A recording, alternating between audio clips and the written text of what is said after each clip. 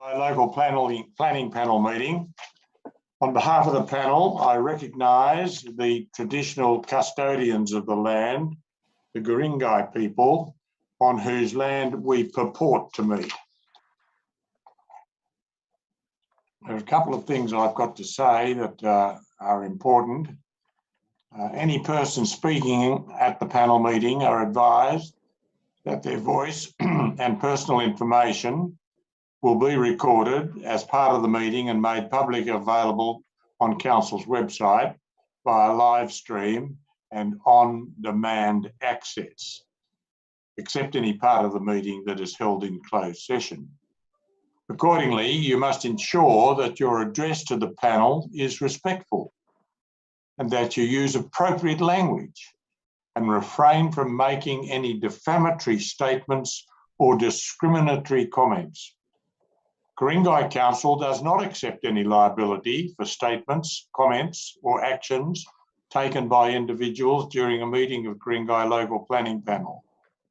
People connecting to this meeting by conferencing technology are reminded that under the Local Government Act, the recording of meetings by a member of the public using any electronic recording device, including a mobile phone or video camera, is not permitted.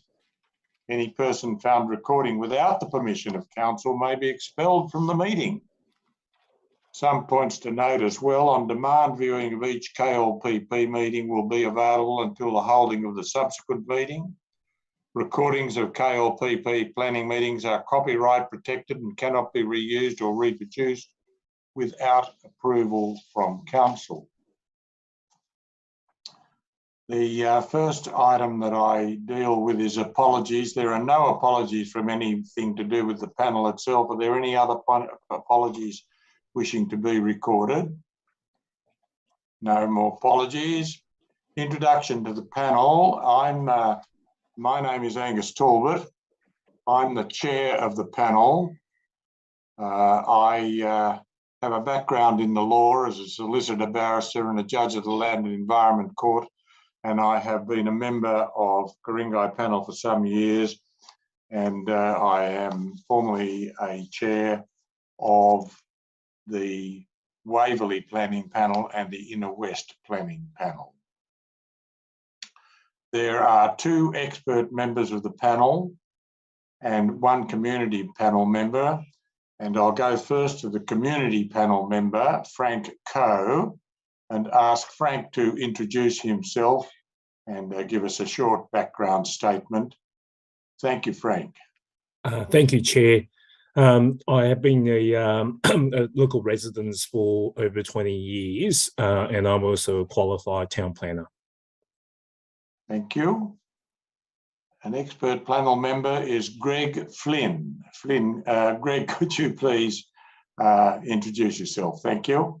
Yeah, thanks, Mr. Chair. My name's Greg Flynn. I'm a registered town planner. I've worked for over 35 years in state, local and in private practice in Sydney and adjoining regions, and I also sit on a number of local panels as well as the Hunter Central Coast Joint Regional Planning Panel. Thank you. And finally, our second expert panel member is Michael Levy. Michael. Thanks, Mr. Chairman. I'm a qualified town planner with over 35 years experience in local government, state government and the private sector. Over the last 6 years, I've also been, and still am, an expert panel member and chair of both regional and local planning panels. Thank you.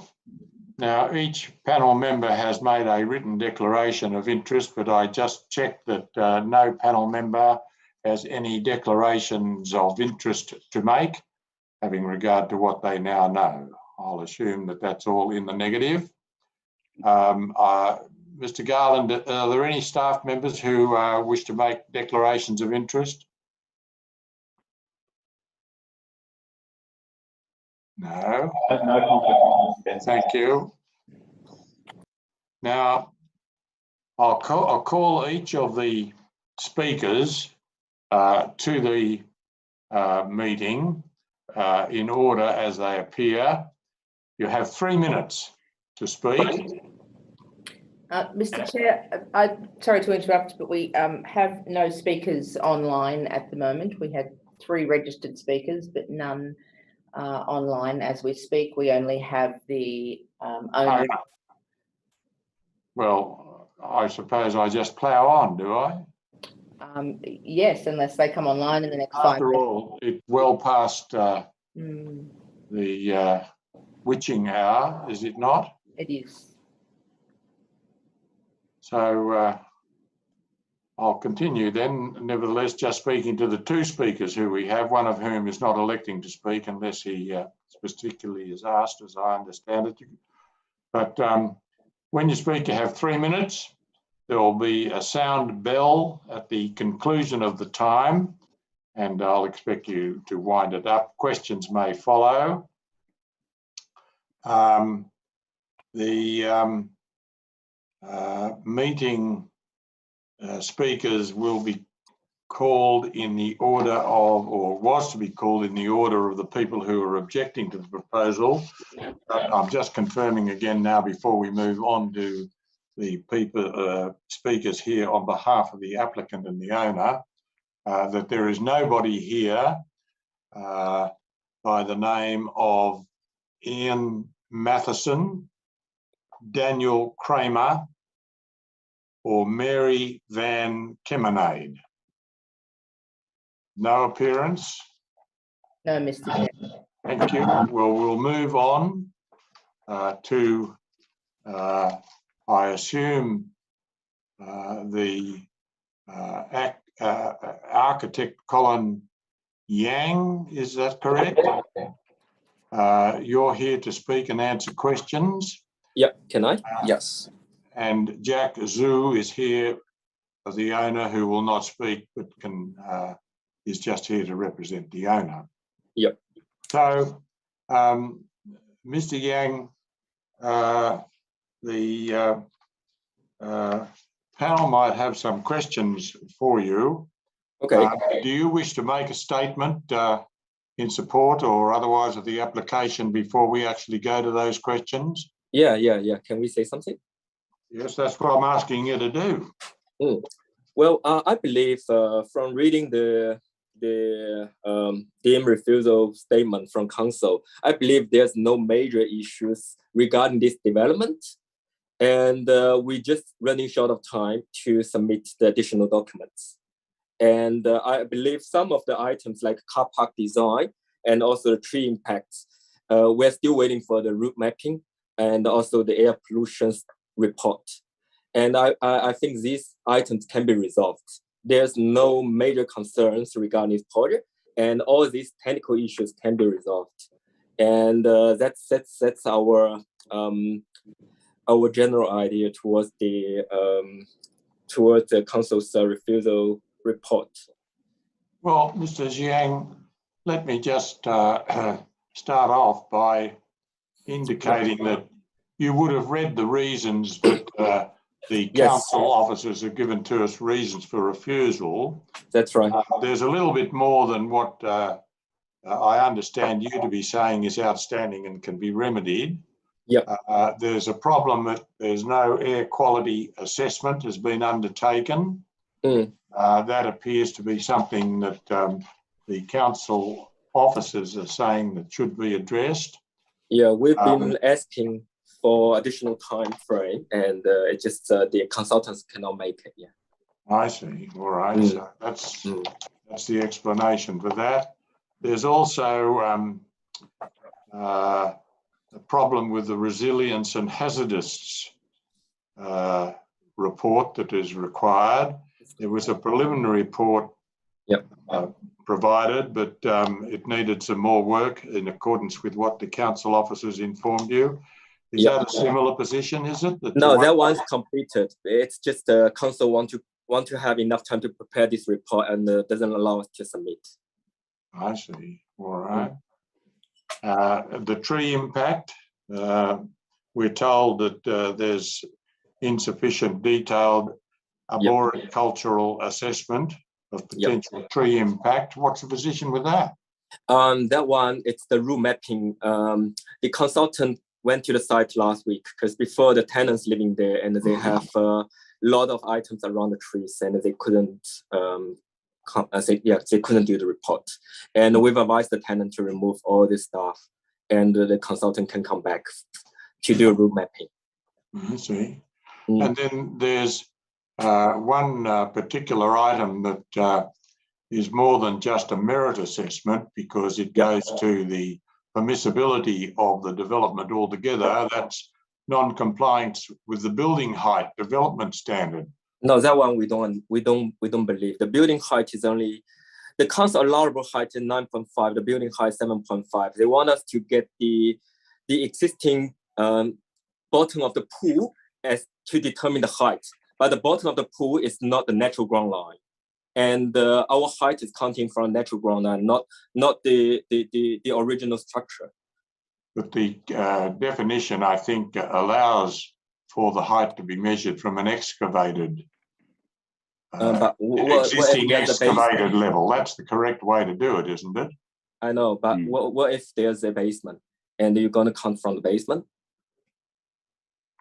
I see. So you want to make us, you want to try, you want to try and persuade us about that, do you? That's right. The overall building is only 7.5 meters. 7.6 meters. Yeah, 7.6 meters. Yeah.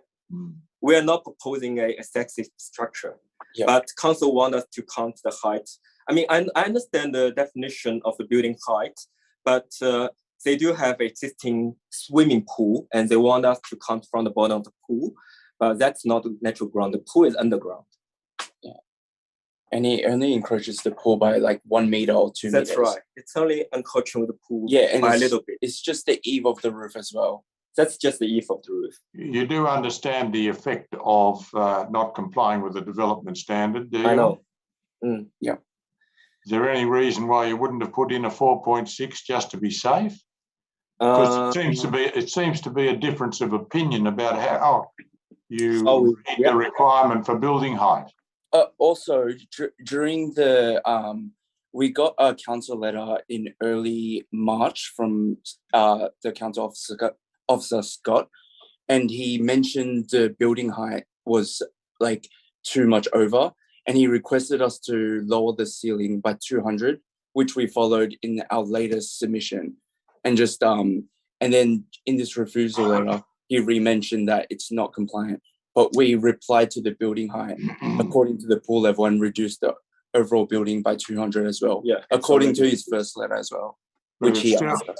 But if it's correct to adopt the base of the pool, then you don't comply. You agree with that measurement, do you? Yeah, if it's well, not necessarily. Not necessary, because the in order for us not to comply, the pool needs to be over 2 meters, but lower than 2 meters. But if the pool is 1.5, then we comply easily. Yeah, it's your pool. Have you measured it? We haven't got a chance to get a surveyor to check the bottom of the pool. That's a no. Yeah. Okay. Then the last one that I put to you, so far as the questions I have, is the evaluation of the ecologically sustainable design measure report. Yeah, that one we haven't got consultant completed the report. That one's it takes much longer than we expected. Because you realise we can't approve anything without that report. I know that's why we've been requesting council not to target this panel meeting and give us enough time to submit the report. Because we got a letter in early March and April, and during that time, that's raining days, and also due to COVID, and all the consultants are running very slow, and they refuse to give us any extra time. And we gradually got the reports ready. I see. Yeah. All right.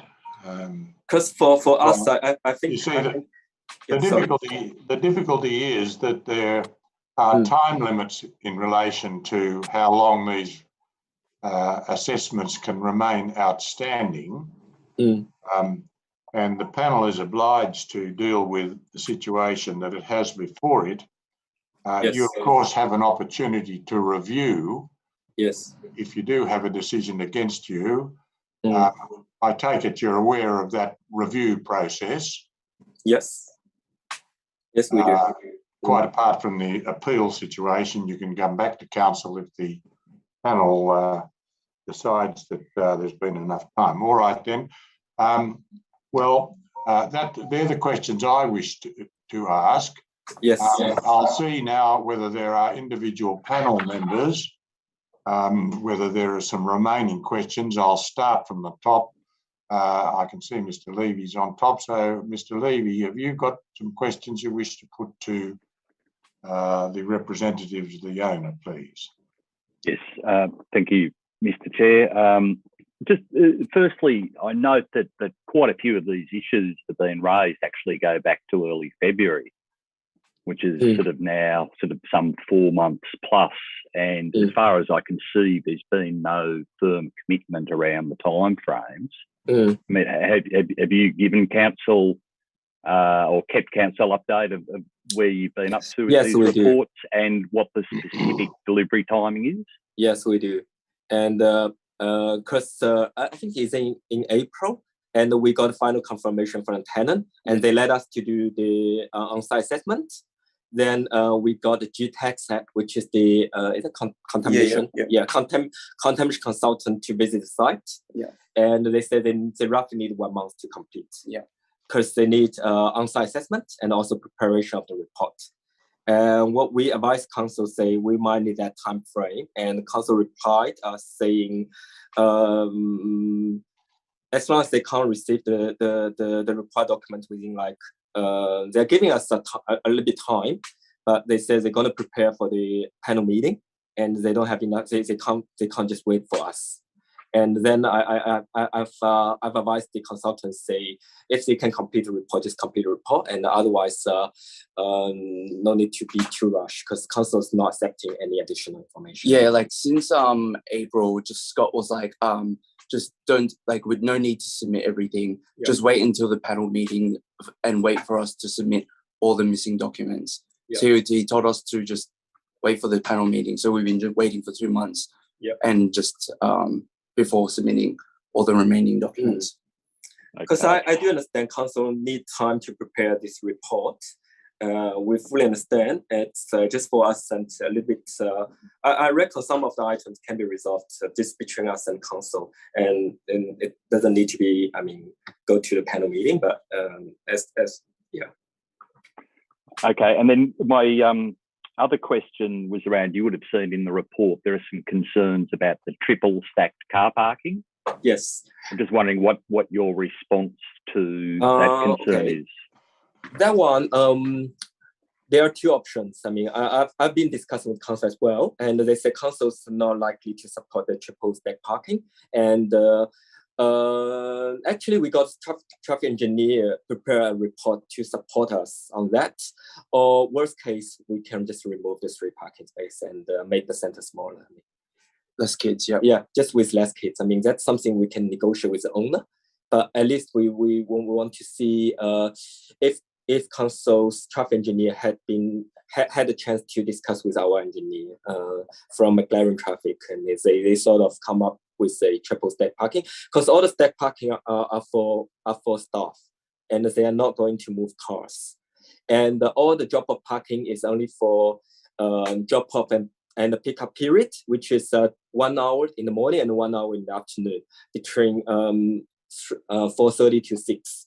So 1.5 hour in the afternoon. And so in between, the staff can move the parking to the drop off. Yeah, to the drop off parkings. That's no problem. Okay, that's all, Mr. Chair. Thank you. Mr. Flynn. Mr. Chair, I've got no further questions to ask in light of what's been already discussed. Okay. All right. You got anything further, Mr. Ko? Oh, yes, Mr. Chair, thank you. Look, I understand the pool is a concern, particularly the level of the pool. But I just thought I'll bring your attention as well that potentially you may have to look at the garage of number 3 car being street, because if you take the measurements for the slab underneath the garage, you'll find that, you know, that portion of the building would exceed 9.5 meters as well. So just thought I'd highlight that for you. Now, in terms of the parking, you know, I understand that you propose staff parking for the western portion of the car spaces, right? I would suggest that you know, you could potentially incorporate some measures to ensure that the parents won't utilize any of those staff car spaces for pickup and drop off. And also, you know, the visitor car spaces along that side could potentially cause safety concerns, you know, for the children in the area, and that may potentially result in potential queuing as well, you know, and that would need to be addressed as well. Yep, thank you. Okay. Yep. That's all for me. Thank you, Mr. We can always lower the overall building. Thank you. Thank you very much. Mr. Jiang, I think you'd have to agree that this development application was lodged nearly 10 months ago on the 20th of August 2021. And you appreciate that the council is under constraints in relation to determining development applications within 180 days. So that the fact that this material is outstanding means that it's outside the normally expected guidelines by the Department of Planning, which places the panel in a difficult situation. However, could you just, you've given us some indication in respect of the individual matters that are outstanding, and saying that the consultant is taking this time or has done it or is about to do it or whatever. How long are you saying that it would take in order to meet the outstanding measures, setting aside the argument about the height, which is a different issue? That's an issue about determining what the panel considers to be the correct way to measure the height. It sounds as though it must be another 3 months or so that you're expecting to take to get this ready. Probably 1 month. Because all the 1 month. 1 month? Yeah, because all the consultants are doing their work. They already have. Yeah, some of the report we've already received. Yeah, like the hazardous and materials report we've received, and the air quality report is basically almost done. They've already been to site 2 times, and they need to go back for like a second time 5 days for 5 days for that. So everything's already like completely underway. So if indeed a refusal was forthcoming, and I'm not saying we have to confer about that after this meeting, but if a refusal was in fact forthcoming, you would be in a position to request a review on the basis of further material that's submitted within a month, would you? Yes. Okay, within a month, not 6 months? No, it's a month. No, it's 1 month. within 1 month. 1 month. Okay. Yes. Okay, good. Thank Well, you. your 6 months is well and truly expired. That expired back at the end of February. Yeah. 1 month is fine. 1 month. That's perfectly fine. fine. I'm just in there. That doesn't mean that we're going to condition it to 1 month or anything like that. I'm trying to get an indication of how confident you are that you're able to meet some commitment to deal with these issues. we are good. Thank you. Yeah, 100%. Yeah, 100%. We are good for that 1 month. Absolutely. Okay. Well, the system now is, Mr. Jiang, and the owner, your client, Jiang. Yes. That the panel will now close the meeting. And will decide this afternoon what should happen about this. Yes. And you will see the outcome of the panel's deliberations and decision on the council's website within the next 24 hours, I would hope. So thank you, Mr. Gang. Thank you, Mr. Zhu. Okay, thanks so much for listening to us. Thank you. Thank you. Okay, We appreciate it. the meeting is now closed. Okay, really appreciate it. Thank you very much. Thank you. Thank you.